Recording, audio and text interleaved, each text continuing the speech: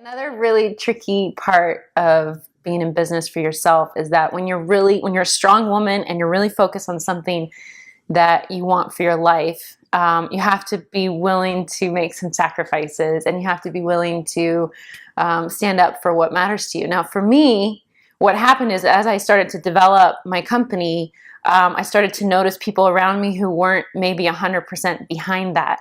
And since my company is a huge reflection of who I am, it's really the guts of who I am, it was interesting to watch certain people in my life who were very close to me kind of start to push back against that. And so what I decided to do was to look at my company and the mission as this golden thread inside of me. So this very strong piece of me that at the end of the day, if I hung on to it, even in the dark, things might fall away, but I'd be okay. And the painful part of that was I think I expected some romantic ending to that, where there might be some drama and some reconfiguring.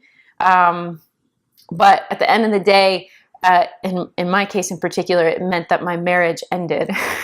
This doesn't always happen. I'm quite confident of that. I think people find partners, but I had not found my partner. And I knew that because I was hanging on to that golden thread.